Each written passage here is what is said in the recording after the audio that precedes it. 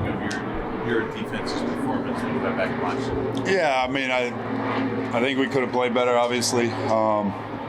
Really disappointed in the 4-minute at the end of the game down there. I think red zone, we got to improve. We got to tighten some things up down there.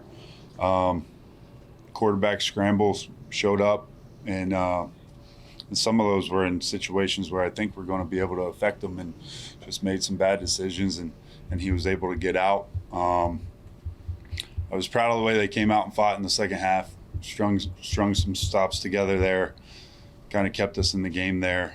Wish we would have finished the fourth better. Thought we tackled well for the most part until late in the game. That one drive, that's when it showed up. We had a couple missed tackles there. Obviously the Debo touchdown and little pass out to Eckler. And then at the end of the game there, the missed tackle on the running back in the 4-minute. But a lot of things to improve upon. Excited to get back out here today and work and continue to improve and make sure we're coordinated, all on the same page, able to execute. But again, it's 1 week. We got to be able to turn the page, and excited for this opportunity this week. We read a lot this offseason about how you're going to get the edge rushers all on the field together. How did you feel that went? Like, people look at Abdul playing 50% of the snaps thinking that's low. How did you feel about his workload and just that type of thing? Yeah, I mean, I think that's something that's going to evolve as we go here. Again, the first game for all those guys, a lot of factors going into that game with their offense, the tempo, the different schemes, everything that comes into play with that. I think the tempo kind of handcuffs you a little bit with how much control you potentially have over that at times. But I think each week is something we're going to look at, just ways situationally that fit, that we're able to hopefully utilize those three guys, whether it's together, separately, but continue to evolve as we go, and we'll see where that goes. It might be totally different this week, balance, like just in terms of count and where it stands. So I think it's week to week. With that, I was pleased with Abdul with what he did when he was in there. I think he was effective. You felt him out there. So, and same with Burns and KT. I thought both those guys did some good things. So how much does Micah's absence change the defense, and does it, on the flip side of that, give you an opportunity to maybe get more snaps for Abdul and for those three guys together? Yeah, that's a good question. Got a lot of confidence in Moose. He went in there. I thought he did a good job last week for the most part.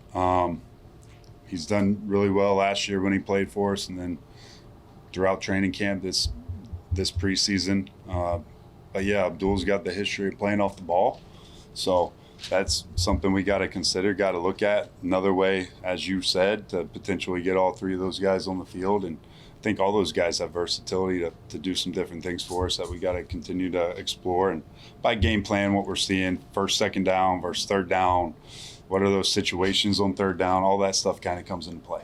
Shane, does Abdul playing specials affects his defensive snaps, his on-ball defensive snaps? I mean, I think it adds to it, like just what they're asking him to do on teams. And I'm not even 100% sure what all he's doing, what all four phases he's involved in there. But again, it's just added plays, right? It's added plays, and some of those plays are long plays.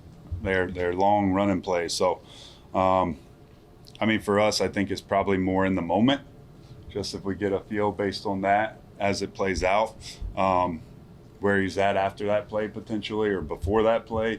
So I think that varies. I wouldn't say we put a lot of stock into that, just in terms of it's adding to his play count, and we got to be aware of that.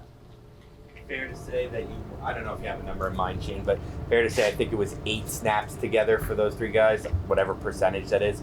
Fair to say you want more than 8 together for those three guys, or more than whatever percentage? Yeah, I think as the game goes, that kind of dictates it a little bit, what you're able to get from those guys and what personnel groups you're able to get them in on.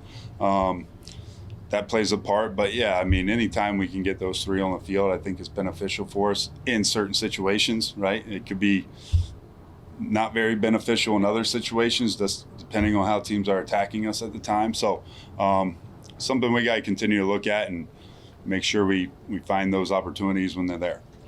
What he did at the end of the first half, was that normal? Abdul, I'm talking about. He came in at when Daniels threw the ball out of bounds and got the penalty, Abdul came in like waving his arms or whatever. Do you know what I'm talking about? Yeah. I think it was a unique play because it was going fast. Their tackle didn't move. Like the tackle got stuck based on the count. He was running free. I think part of that was Daniel's ability to be elusive and escape. So a lot of factors probably went into that. Might have forced the penalty though. No doubt. Shane, Flock Banks played, I think, like 11.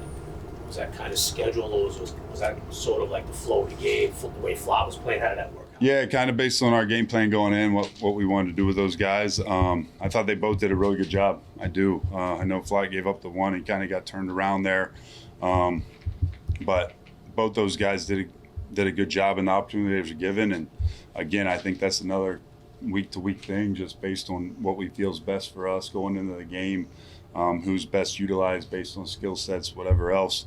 The game plan, that plays a part of it too. So, I mean, that'll be a pretty fluid thing as we go. Between the last year sometimes with Cordell being on early downs, I think it was a Dory who come in. What is just the thought process there of having one guy play most of the snaps but on early downs and then bring someone totally different in to play outside on third down? Yeah, it's a different, like first, second down's a different game than third down a lot of times, just in terms of a lot of things. Whole playbook's open for the most part for the offense, what they're able to see, just what we're playing. I think that plays a role too, like how we're planning to attack teams. So, I mean, there's a variety of reasons that kind of go into that. And again, I think they both earned the opportunity to play. That was part of it too, right? Like they both earned the opportunity to play, and that's something we're just going to have to keep looking at as we move forward here. With Muasal, just how much confidence, I guess if that's the word, just from him playing last year, starting, wearing the green dot, how much does that give you confidence if he has a bigger role that he can step in and do what he needs to do? Yeah, like I said, I got a lot of confidence in Moose. I mean, he was thrown in the fire week 1 last year, if you guys remember, and started for us his very first game. So thought he progressed. I thought he improved throughout the season. I thought he developed throughout the season. And again, out here, training camp, practice, everything else, like encouraged by him, encouraged by this opportunity for him to go out there and take advantage of it. How do you from Dak's film just last week? What stood out to you about Dak last week? Yeah, I mean, he's an elite quarterback. He can, when he's in rhythm and he can get the ball of his hands in a hurry, he's accurate. So we're going to have to do a good job trying to affect him as best we can. But again, he's got a ton of weapons. I mean, you talk about obviously CD, you got Pickens, you got Ferguson, Turpin's getting a little bit more tick for him now. So it's going to be a big challenge for us. Hopefully do a really good job finding ways to affect them. Right? How do you navigate you want to keep guys fresh. You want to pay attention going in. All right, what's their snap count? We don't want to burn these guys out. But also, as the game is going on, you want your best players on the field. No doubt. And that's something I'm sure that you talk about game plan wise. Isn't it an evolution during the game? I mean, are you guys looking at numbers? Are you checking with position guys? I think it's position coaches have an idea of that. The guys up in the box. I think part of it is just feel for the players too, like where they're at as they come off the field, how they're feeling. Last week was a little unique too because they weren't huddling. So, like, just the tempo, the on the ball, the urgency, everything that comes with it, like that can add an element of draining on top of it being the first game, So, I mean, I think early on in the season is something you definitely got to be conscious of as a staff, like early on. But again, I felt like all those guys, for the most part, when they were in there, they were going and they were able to go. And like you said, the critical situations, we want our best players on the field.